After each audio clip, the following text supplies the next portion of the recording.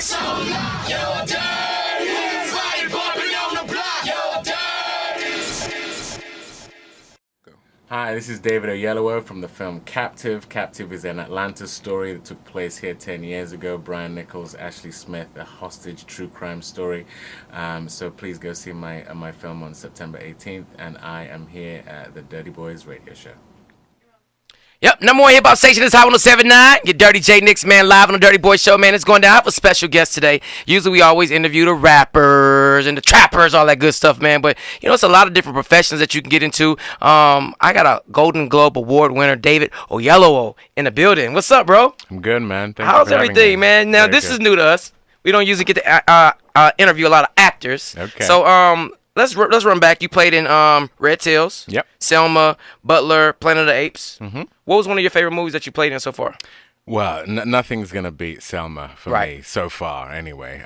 Playing Dr. King in that film was just a once-in-a-lifetime amazing thing. Now, how did that actually come about? Because this is, and you did a very good job. I have to give you a super salute to that. How did that happen? I read on some articles that you are strong in Christianity. Mm-hmm. You are Christian, and you were basically almost kind of saying like God pushed you towards that role to play that particular role. Yeah, I felt called to it. You know, my wife and I moved to LA in 2007. I hadn't done any of those films you just listed Wow. there, and that was the point at which God told me I would play Martin Luther King in that film. And so that's a crazy notion, as you can tell from Right. my accent. I'm from London. I'm Right. not from here. How is it? Wait a minute. How is that? Like switching over your accent so Right. people can understand you. Well, you know, it's part of my job. Right. You know, it's part of what I trained to do. And when you're going to play someone like either, you know, Martin Luther King in Selma or Brian Nichols in Captive, you know, you've got to go to the character as opposed to the character coming to you. Right. With that being said, like a lot of young people always call our radio show and ask us like, how do I get into acting? How do I do this? How do I do that? Do I have to move to LA? What's one of the keys that you could tell some of the young people out here that's trying to get into acting? Well, I think a lot of people wonder why a lot of black British actors are doing quite well in America. You have Idris Elba, you have Right. Chiwetel Ejiofor. You know, I've been given some really wonderful opportunities. I do think that it's to do, for us anyway, it's partly to do with the training. You know, Okay. we train.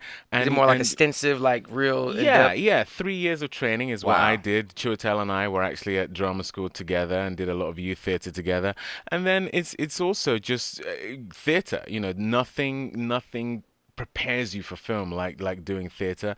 And then just I think humility Right. is a big key as well. Just serve the director, serve the story, serve the other actors. So how many times have you like? Can you honestly in your career like had an opportunity or you had that situation that you thought you were gonna get that big break and you were kind of like it didn't happen? Oh, Because wow. I think a lot of Yeah. kids get discouraged after that happens. Like what was one of your memorable discouraging incidents that happened as far as when you first started your career? Well, the first thing to say is if rejection is something you can't deal with, you definitely Don't should do it. not be an actor. Okay. Just no way, because it's such a subjective profession. One person thinks a performance is great, the other person thinks it's Right. not. It's all opinions. Yeah, exactly. And so, but I had so many. I mean, after moving here, you know, I did Red Tails and Right. thought George Lucas producing, you know, this is it. It's about to happen for me. And then I didn't work for 14 months. Wow. You know, I just kept on auditioning. Nothing was happening. And, you know, that really knocked my confidence. Wow. But it's all about just sticking in there and having self-belief and doing the work.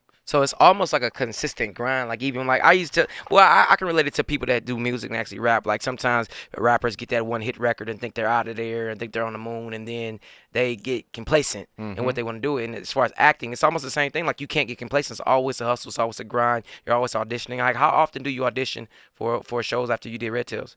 Or movies? Excuse me.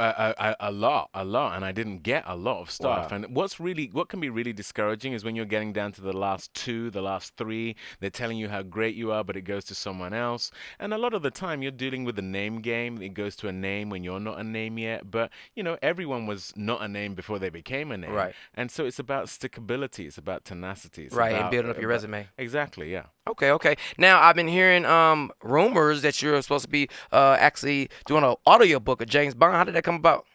Yeah, that, you know, Ian Fleming, who was the creator of the James Bond character and the Right. books, his estate, his family actually asked for me specifically Wow, to that's do dope. the audio book. Yeah, which was really a huge honor for me, and I did it a couple of weeks ago and had an amazing time. I mean, to literally get to play James Bond, even if it's in voice only, is a pretty great thing. That's dope.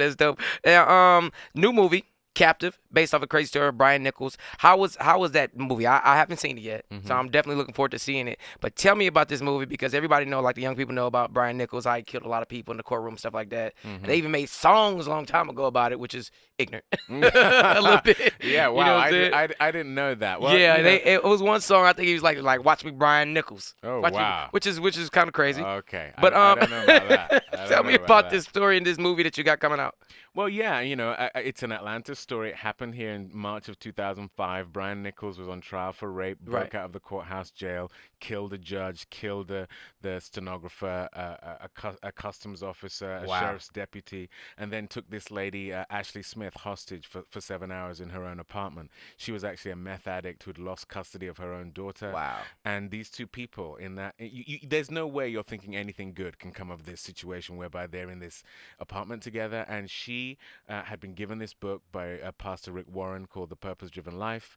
Out of desperation, read it to him, and he ended up letting her go, giving himself in, and it was the point beyond which she never touched meth again. So, you know, good came out of a terrible situation. Yeah. Now, what drew you to this story? Like, just coming off definitely doing a movie like Selma, where you played Martin Luther King, to go back to this real dark character. Like, what drives you to become those particular characters? Like, what's your motivation for that? Well, my motivation is the story. I mean, with Selma, you have love overcoming hate and injustice. In this, and it's Martin Luther King, so that's and it's Martin Luther King. Let's not forget that's the coolest guy in the world. Yeah, literally, in my opinion. But you know, even though there may not seem similarities, and there are very few between Martin Luther King and Brian Nichols, but the story of Ashley Smith and Brian Nichols is, again, you see light coming out of darkness, you know.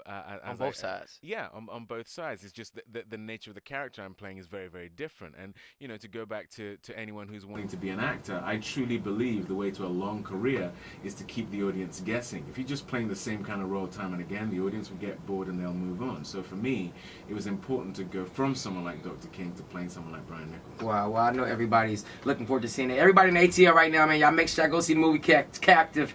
Make sure you check my guy out. It's also, you know, it's based off, like you said, a story from Atlanta, so a lot of people remember that particular case. Now, let's get into this. Favorite foods? Favorite food? Fried plantain. Fried plantains. Yeah. Okay. Yeah. Favorite sport? Soccer. I love soccer too. Favorite color? Yellow. Guilty pleasures? Tiramisu. Okay.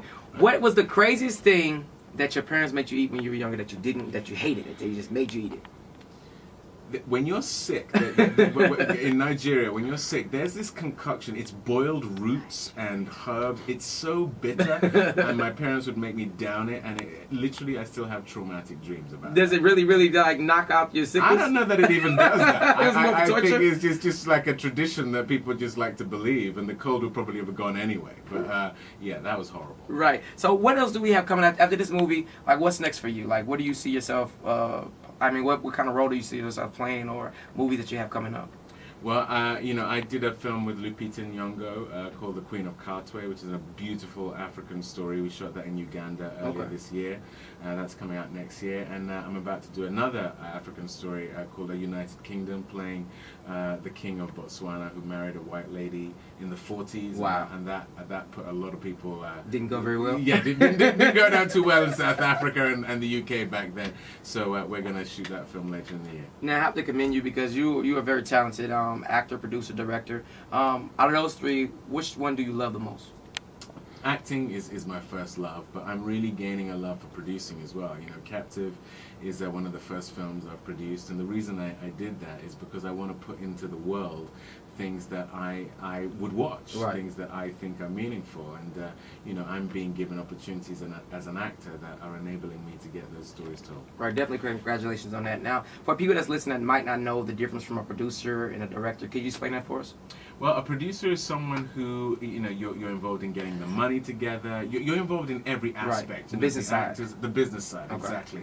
Getting the distribution for the film. The director is more of the creative captain, in a sense. The person who makes sure that creatively the film is sound. Okay. Well, good, man. It was definitely a pleasure meeting you, man. I wish you the best of luck, man. Everybody out there in the radio world that listen to the Dirty Boys, man, go see Captive, go see Captive, go see Captive, man. And I thank you for coming and checking us out with the Dirty Boys, man. Thank you. Mr. David. Tonight's on your